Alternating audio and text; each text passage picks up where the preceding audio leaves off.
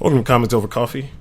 We're going to be talking about Hope Van Dyne, the co-star in the Ant-Man film. On dailydot.com, writer Gavia Baker Whitelaw wrote an article titled, "Why Isn't Hope Van Dyne the Star of Ant-Man?" To be completely honest, my original reaction when I first saw this article was, "Shut up! Shut the f*** up! Right to take shut up! Will you shut up? Shut up! Shut up!"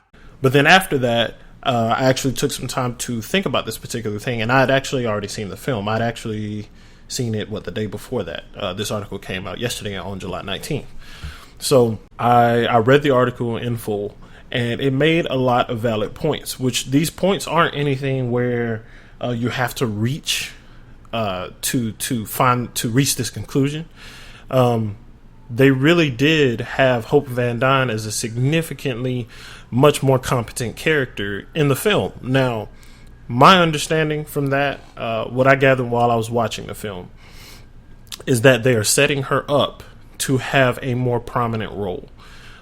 It's entirely possible that there won't even be a second Ant-Man film. She could have a film that kind of serves as the sequel with a Wasp follow-up. But I understand the issue with this.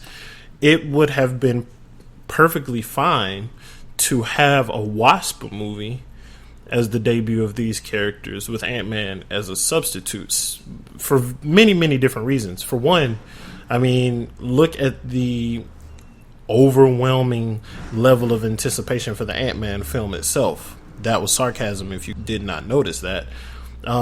Ant-Man is not a heavyweight on the public scale, Ant-Man or the Wasp.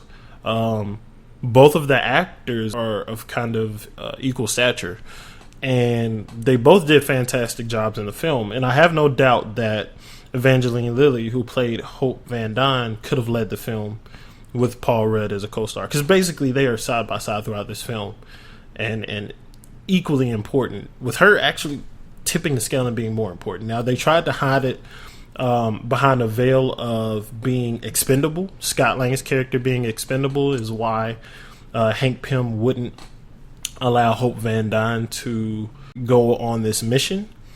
But that's complete BS. I mean, we know that they kind of wrote that in.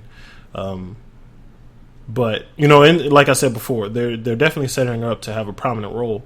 But the fact that they kind of used that in this film, like they could have just rewritten the script and had her as the lead. It doesn't seem that far-fetched with everything that they had in place. The characters used that as a joke, her competency over Scott Lang as a joke throughout the film multiple times. Not even just as a joke. It actually gets pretty serious at one point. We definitely understand that they are learning from everything that's been going on. We're getting a lot more diversity when it comes to these Marvel characters and, the films going forward. You could say that the Ant-Man film was too deep into the pipeline for them to kind of retroactively change things for it. And, that's entirely possible. But I hope that they take the reception to Hope's character, which is very positive, and use that as kind of a stepping stone where they can improve on these things and make better decisions going forward with their characters.